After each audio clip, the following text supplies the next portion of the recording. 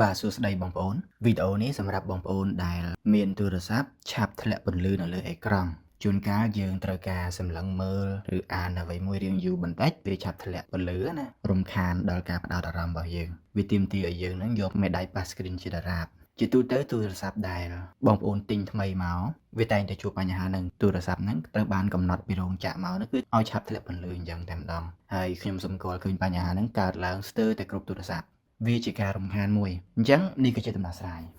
ជាដំបូងបងប្អូនចូលមកក្នុង setting មកទាំងទូរស័ព្ទ iOS ហើយនិង Android បងប្អូនចូលមកក្នុង setting មកហើយបងប្អូនអូសទៅខាងក្រោមម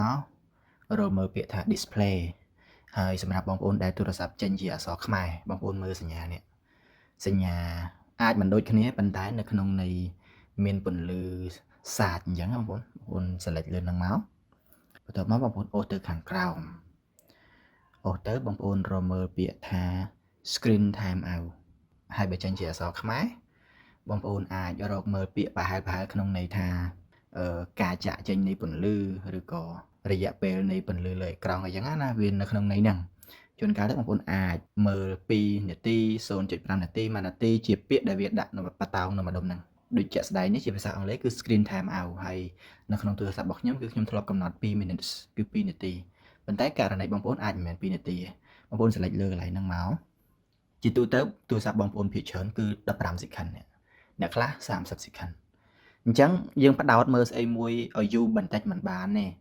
គឺវាតែងតែធ្លាក់ពន្លឺលើអេក្រង់ហើយវាទាមទារឲ្យយើងយកមេដៃទៅប៉ះអេក្រង់ដើម្បីភ្លឺឡើងវិញ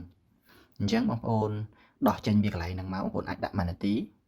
2នាទី5នាទី10នាទីអីចឹងទៅហើយសម្រាប់ខ្ញុំដាក់2នាទី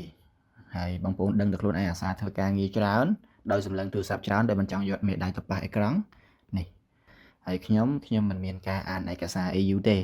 អញ្ចឹងគឺខ្ញុំយក2នាទីប៉ុន្តែសម្រាប់បងប្អូនជាសិស្សជានិស្សិតជាអ្នកដែលត្រូវការសម្លឹងលើឯកសារអីយូរដោយមិនចាំបាច់ប៉ះអេក្រង់បងប្អូនត្រូវយក10នាទីឬ5នាទីអញ្ចឹងទៅចាំជាក់ស្ដែងហើយខ្ញុំដាក់2នាទីឡើងវិញហើយបងប្អូនបកទៅវិញមកចុច back ទៅវិញមកពេលហ្នឹងគឺ2នាទីឬបងប្អូនចង់ដាក់5នាទី select លើ5មកបកទៅវិញទៅគឺកន្លែងនេះ5នាទីហើយខ្ញុំដាក់ឡើងវិញរបស់ខ្ញុំ2នាទីអូខេ